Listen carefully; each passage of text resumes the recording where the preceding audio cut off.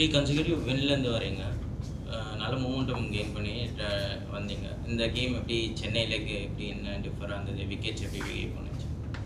திண்டுக்கல் விக்கெட்ஸ்க்கும் இங்கே இருக்க விக்கெட்ஸ்க்கும் கொஞ்சம் பெட்டர் பவுன்ஸ் இருந்த மாதிரி டிஃப்ரென்ஸ் தெரிஞ்சு. அண்ட் எங்கள் 3 கேமுக்குமே நல்ல பெட்டர் ஸ்டார்ட் கிடச்சிது. நியூ பாலில் இனிஷியலாக விக்கெட்ஸ் பிக் பண்ணோம்.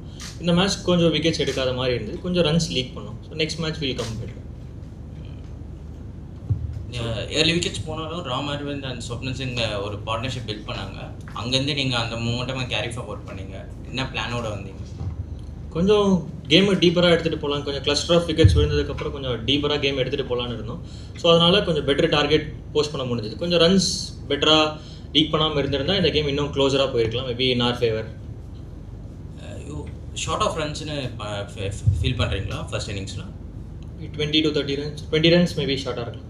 இன் பவுலிங் டிபார்ட்மெண்ட் நியூ பாலில் இனிஷியலாக விக்கெட்ஸ் எடுத்துருக்கலாம். கொஞ்சம் 10-15 ரன்ஸ் கொஞ்சம் கம்மியாக கொடுத்துருக்க பார்க்கலாம் நியூ பாலில்.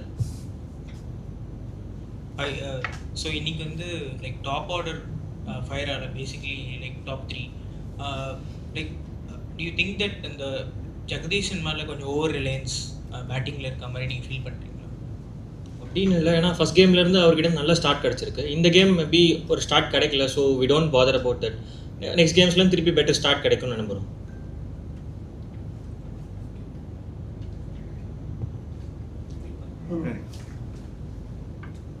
ஸ்வப்னில் பெருசாக யூஸ் பண்ணவே இல்லை பவர் பிளேலையும் சரி டெத்லேயும். என்ன ரீசன்ஸ்? ஒன்லி லெஃப்ட் ஹேண்டர்னு ரீசன் நிறையா இல்லை, அதனாலும் கிடையாது. 2-3 கேம்ஸாகவே லெஃப்ட் ஹேண்டர்ஸ் இருக்கும்போது நியூ பாலில் யூஸ் பண்ணோம். மேபி இன்றைக்கி கேப்டன்ஸோட பிளான் டிஃப்ரெண்ட்டாக இருந்திருக்கலாம். ஷாருக் வந்தப்போ கூட அம்ரிஷ் வந்ததுனால தான் அவரை அட்டாக்லேருந்து எடுத்தீங்களா? 2வது ஓவர் வந்து பட் மறுபடியும் அப்படின்னு இல்லை, விக்கெட்டில் கொஞ்சம் நல்ல ஸ்பீட் இருக்குது. ஸோ அதனால் ஃபாஸ்ட் பாலர்ஸ் யூஸ் பண்ணலாம் தான் டெத்தில். ஸோ இந்த மேட்ச்லேருந்து நீங்கள் எடுத்துக்கிற டேக்அவேஸ் என்ன? ரொம்ப இந்த மேட்ச் ரொம்ப மைண்டில் போட்டுக்க மாட்டோம் நம்புகிறோம். பிளேயர்ஸ்க்கு லைக் திருப்பி பேக் டு பிளான்ஸ், அதுக்கு போயிடலாம். பேசிக்ஸ் என்ன பெட்டராக பண்ணலாம், இவ்வளோ கேம்ஸ் வின் பண்ண 3 கேம்ஸில் என்னென்ன பெட்டராக பண்ணோன்றதை திருப்பி அந்த பிளான்ஸ் எக்ஸிக்யூட் பண்ண பார்ப்போம். நியூ பாலில் நல்லா போட்டிங்க, நல்லா பிளாட்ஃபார்ம் செட் பண்ணீங்க. ஏர்லியாக விக்கெட்ஸ் எடுத்து நல்லா செட் பண்ணீங்க. என்ன பிளானோட வந்தீங்க? நீங்கள் ப்ரீவியஸ் மேட்சஸ் ஆடலை, இது கொஞ்சம் பிரேக்குக்கு அப்புறம் திரும்பி ஆடுறீங்க.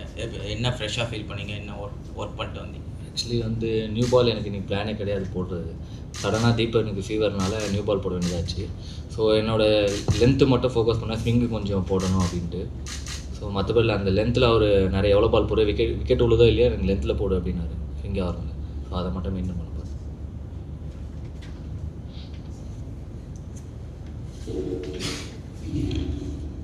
ஸோ கோவை கிங்ஸ் வந்து லைக் ஆல்ரவுண்ட் டீமாக இருக்குது. பேசிக்லி பவுலிங்லேயும் சரி பேட்டிங்லேயும் சரி.